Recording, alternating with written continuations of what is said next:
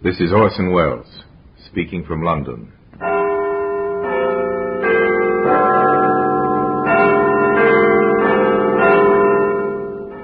The Black Museum. A museum of death. Yes, here in the grim stone structure on the Thames which houses Scotland Yard is a warehouse of homicide, where everyday objects, a fountain pen, a cufflink, a high-heeled shoe, all are touched by murder.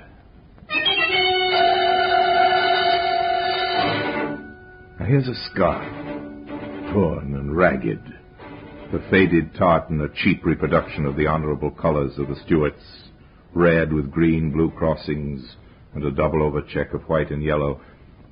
This scarf belonged to Walter Hoffman Piefsky, known to the police and his friends in the underworld as the Pike. There's no doubt about this scarf being his property, Superintendent. He was wearing it when he was sent to Dartmoor 10 years ago. The description tallies, does it? Exactly. It's all written down in the prison property book, even to the patch on it. So the Pike's our man. Right. We'll get him. And get him they did. And all because of a scarf, appropriately known in Cockney circles as a choker. The Pike applied his choker to a human throat, the throat of the driver of a post office van. The Pike pulled the choker too hard. It was instrumental in convicting him of murder, and that's why it's earned its place here in the Black Museum.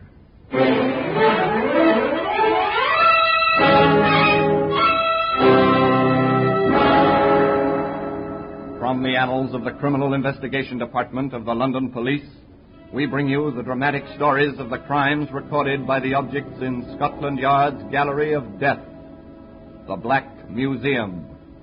In just a moment, you will hear The Black Museum, starring Orson Welles.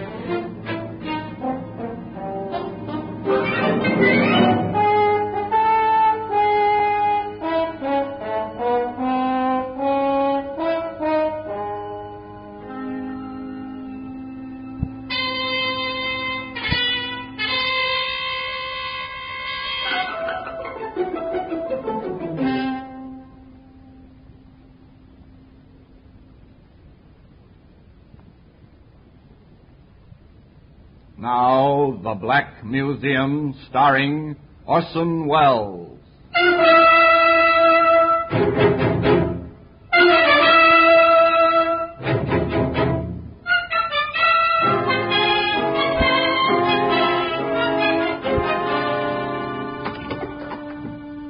Well, here we are in the Black Museum.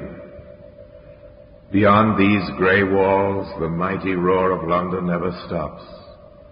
But in here, it's quiet. Come with me under the frieze of death masks, the masks of criminals of bygone days, suspended grimly under the ceiling. Come. To our right and left, rows of murder exhibits, each one carefully labeled. That cut-glass scent spray is attractive even now. Might even take its place on Madame's dressing table, till we stop and read the label written under it. Perhaps it's been used to spray anesthetic over the faces of helpless women as a prelude to murder. No sickly aroma now as we squeeze the bulb. Except for its grim associations, the fragile exhibit is insignificant, easily broken. But it was strong enough to hang the man who used it. There's a brass candlestick. Over there, a taper to go with it. Now, here we are. Here's what we're looking for. The faded tartan scarf. As I take it out of the showcase, I ask you to come with me back to the time when this scarf was new, 15 years ago. Walter Pievsky bought it from a stallholder in one of London's famous street markets, Petticoat Lane. Yes, I'll take one of the scarves, mister. Right, sir! Finest worsted woven! What's your clan? Campbell's, Cameron's, MacDonald or MacLeod? All genuine tartan today down from the islands! All right. I've bought it already. You don't need to give me that stuff. I'll take this one. It's the Stewart! And better than that you cannot do! Not half a nicker! Not 5 bob! Half a crown and cheap at the price! Thank you very much. Come and get your Scotch chokers from Honest John Mackay. If your neck's warm... While Honest John continued his honest trade, the pike went about his own particular business. It was less exhausting than John's, and it was work from a public call box. In professional circles, they called it the hospital trick.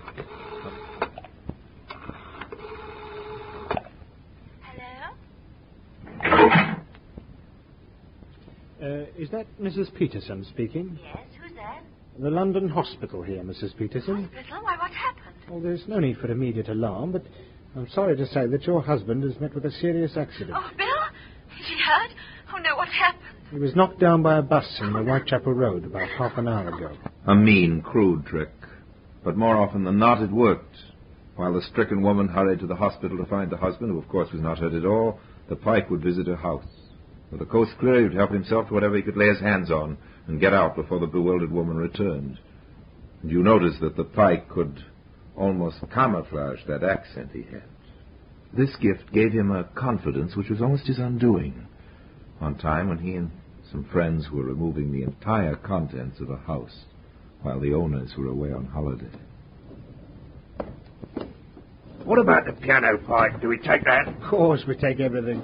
Who'd think of moving house and leaving the piano behind, eh?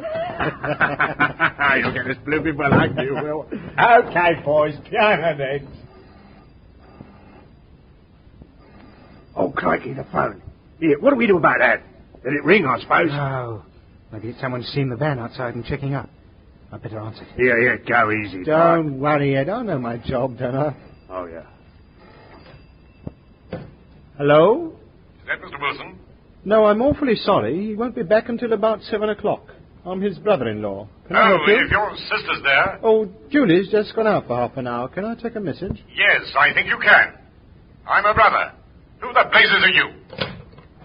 Quick, boys. Let's get out of here. Righto.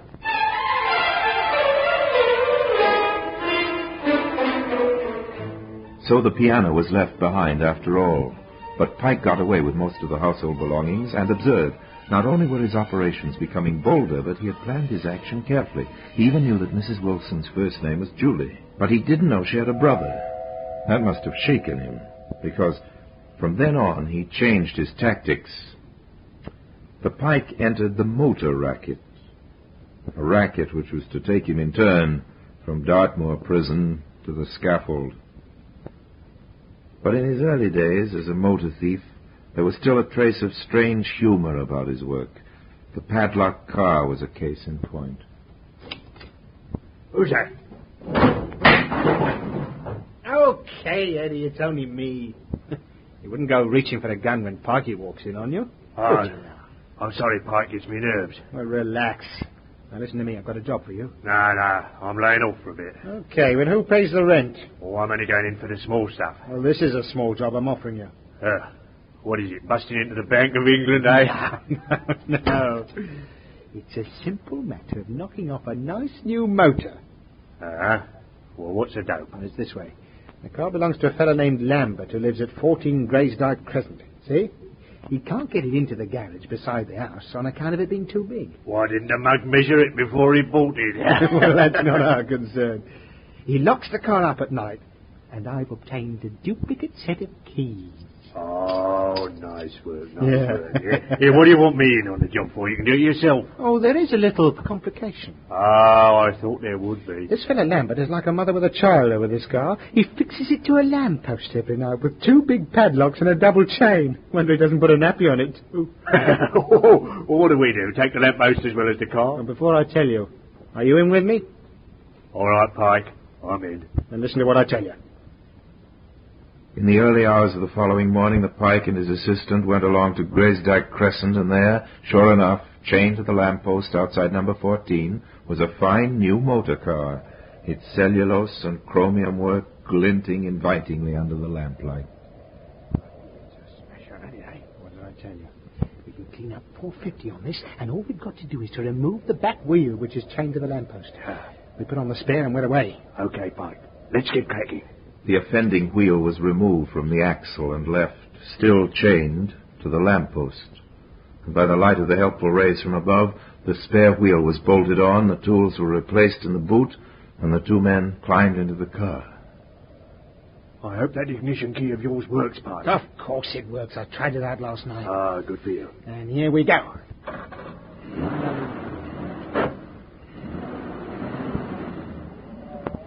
I told you it was going to be easy, didn't I, Ed? It's money for old rope. You're a good one, you are, Pikey. Just let me know when you need any more help. I'm your man. Walter Pievsky pulled his tartan scarf snugly around his throat and agreed that he would certainly keep his assistant in mind. The car itself was taken to a garage, where its numbers and appearance were carefully changed and, in due course, found its way by devious routes back to the open market. The pike, of course, had to split the profits which hurt him, so on his next job, he decided to work alone. And it was the next job which put him on the long, long walk which was to finish on the scaffold. Now, what's the number of that gouge? Ah, here it is, I've got it. If this works, Park, my lad, you're in the money. But it all depends on how good I can sound on the phone. A cop in the father's voice, rest his soul. Here we go.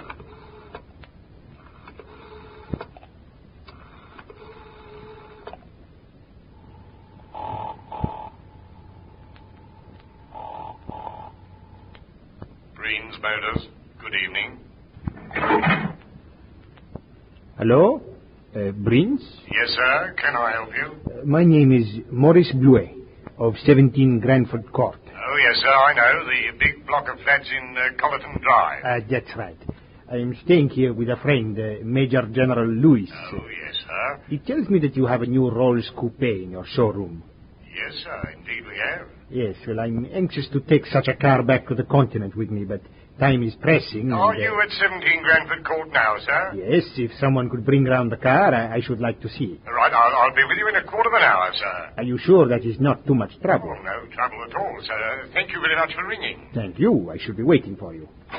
15 minutes later, the car drove up to the block of flats. The driver salesman got out and went inside. Entering the lift, he went up to the third floor and knocked on the door of number 17. Needless to say, the occupier had never heard of either Maurice Bluet or Major General Lewis. But while the questions and explanations sorted themselves out, Walter Pievsky was already driving the luxury car toward the garage where practiced hands were waiting to completely change its identity. First, what the pike did not know was that he had provided the police with a vital clue that was to lead him first to prison and then, by reason of the tartan scarf, to the gallows. But the scarf was yet to earn its place, of course, among these strange exhibits here in the Black Museum. In just a moment, we will continue with The Black Museum, starring Orson Welles.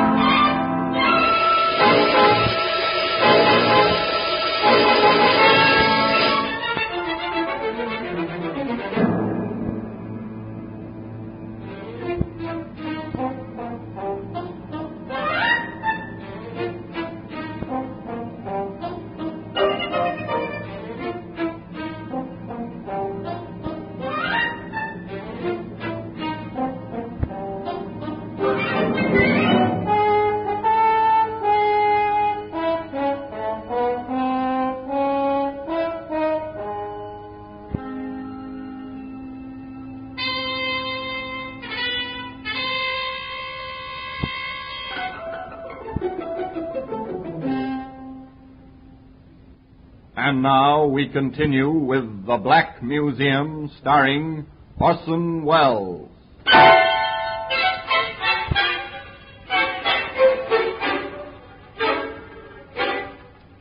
We return to Walter Piewski, known as the Pike, elated at the success of his confident scar trick. He made a handsome profit on the rolls, and despite the fact that the police subsequently traced it, they never traced the theft back to the Pike, not until he tried the same operation again. Certainly he changed the district, but, as is so often the case with a regular criminal, he develops regular habits, and the routine served up to the local garage was almost exactly as before. I'm staying with Sir Leslie, and he tells me you've got that straight 80 in the showroom. I'm most anxious to take a car back to the continent with me, but time is pressing, and I'll be delighted to bring the car round to you right away, sir, if that's convenient. if you're sure that it's not too much trouble. No trouble at all, sir. I'll be with you in 10 minutes. Oh, that is most kind. Thank you. Excellent. But you wouldn't think it was so excellent from your point of view if you knew what was happening at the garage, Pike.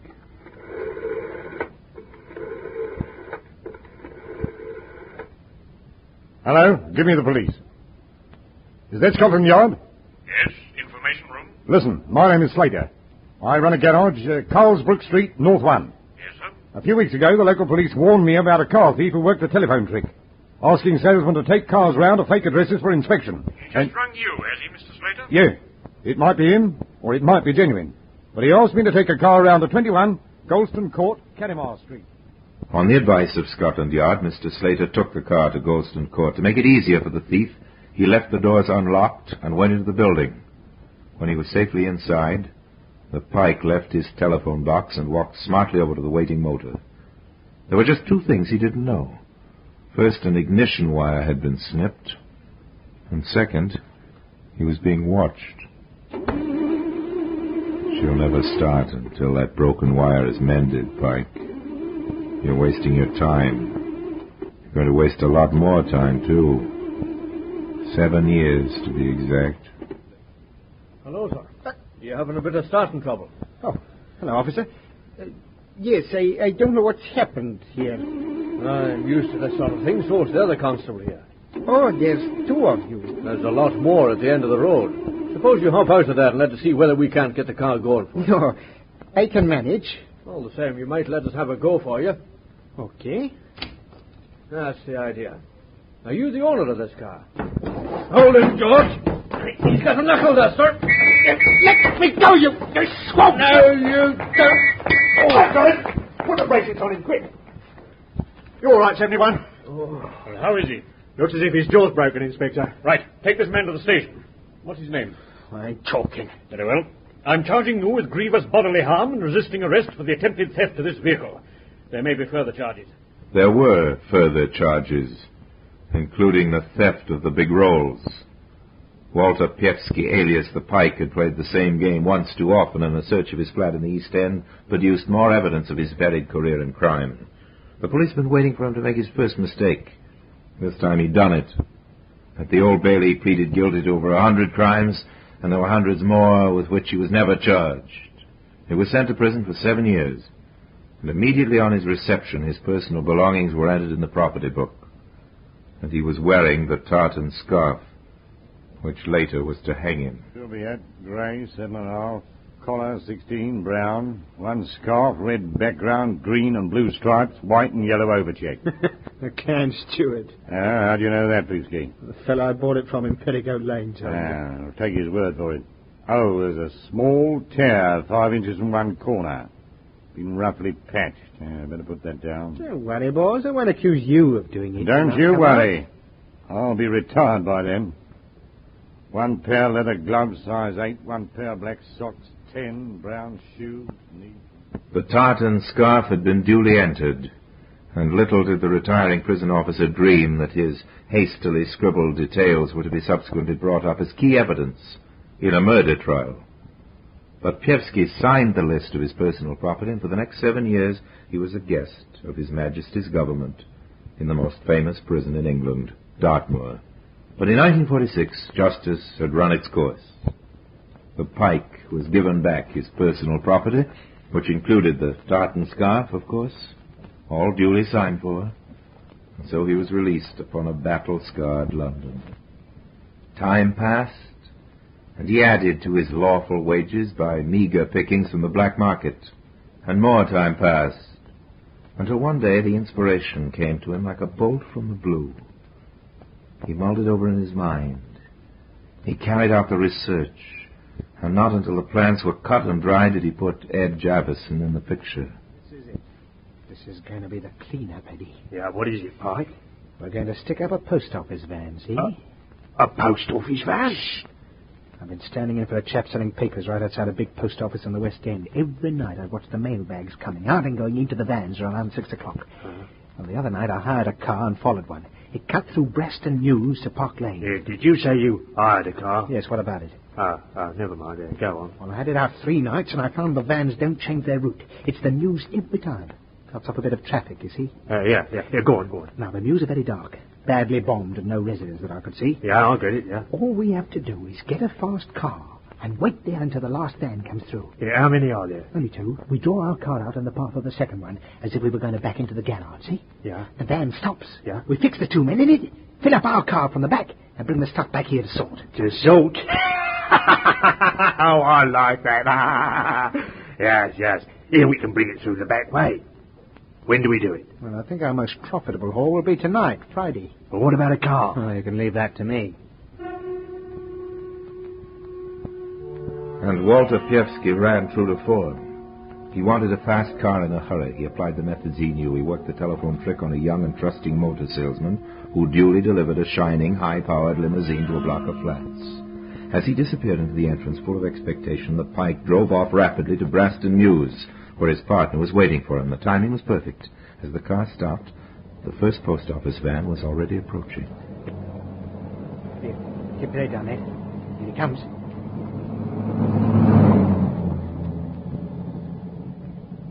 The second one won't be more than a minute or so behind. We must turn the car broadside onto it. How did you get this van? I'll tell you later. It's hand-picked, see? Plenty of room in the back for the luggage. There we are. Nothing can get by now. What happens if something tries to get through before the van arrives? Well, we make way for it and come back another night if necessary. Here, what's this? It's the van. We're going to be all right. Nobody about it. Couldn't be better. Now, get out. Yeah? Keep your chin tucked into your scarf like me. Righto. Pretend to be pushing the car. Right.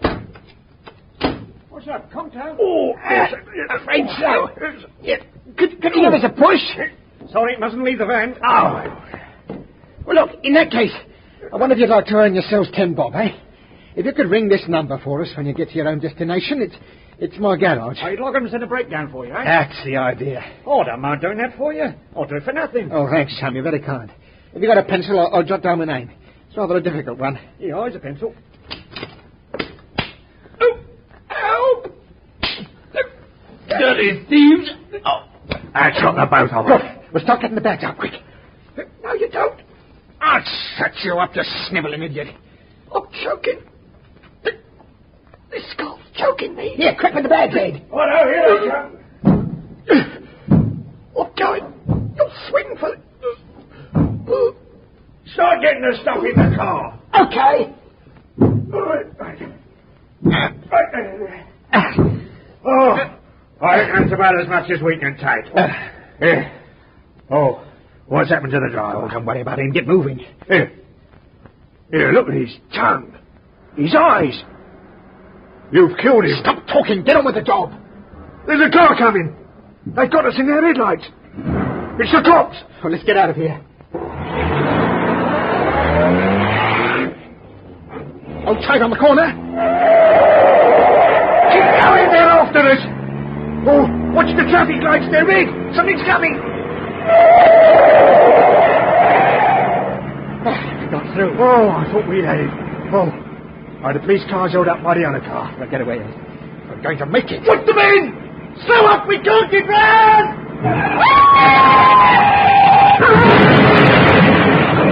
Ed Javison died in that crash, so mutilated that his body could not be identified. By some miracle, the Pike escaped and staggered away into the shadows. But his tartan scarf was still round the throat of his victim, lying in the mews. Now let Superintendent Brandreth take up the story of the hunt. Well, the hunt was soon over. In fact, as soon as the car was reported stolen, I had a call from one of my inspectors. I thought you'd like to see this. What is it, Harrison? Oh, stolen car. Well? Well, I checked with criminal records, sir. There was something familiar about the method. Calling up a garage and getting the salesman to deliver the car to a block of flats. Mm-hmm. Now, here's the list of men who practiced that. Now, these two are inside at present. Yes. This one's going straight. Well, he's out of London anyway. That leaves this one, Walter Pievsky. Yes, sir. The Pike. No way to find him? He's sharing a place with a man named Javison in the East End. Right. Bring him in. Yes, sir. But before the Pike was picked up for questioning about the car, his scarf was found in Branston Mews. It was immediately recognized as the one which we believe Pievsky had stolen. So in theory, the evidence against him was already piling up. If he was the car thief, he was probably the murderer as well. But I needed that extra piece of evidence. I called for everything that was known about him, including the list of his personal property which he had signed in prison. It was a shot in the dark, but it yielded results. There's no doubt about the scarf being his property, Superintendent, even to the patch on it. Within 24 hours, the Pike was caught. Still dazed by the car crash, he offered no resistance. In due course, he was convicted of the murder of William Price, the driver of the post office van. And at 8 o'clock, one cold morning in February, he was hanged. All because of this tartan scarf, which has earned its place today in the Black Museum.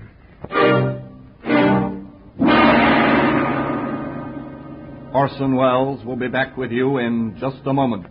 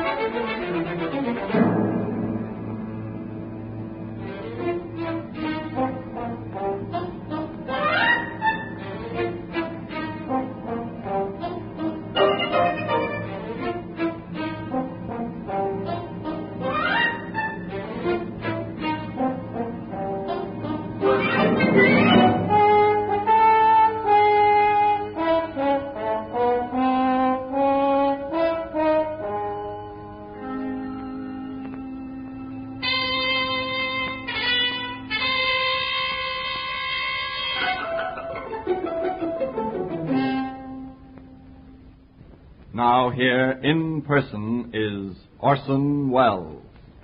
Under English law, there are no degrees of murder, and the death sentence has to be pronounced on a man or woman convicted of the crime. Recommendations to mercy by the jury are always carefully considered. But in the case of Walter H. Pievsky, no such recommendation was made.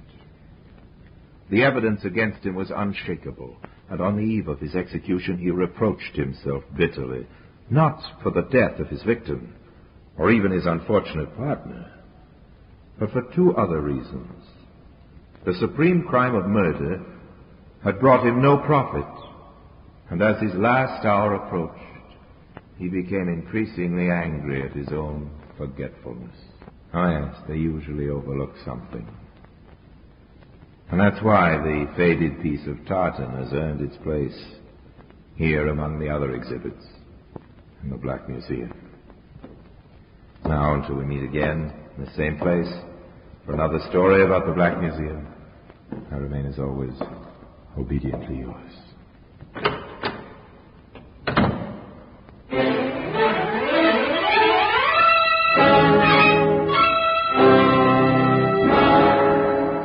The Black Museum, starring Orson Welles, is presented by arrangement with Metro-Goldwyn-Mayer Radio Attractions, with original music composed and conducted by Sidney Torch, produced by Harry Allen Towers.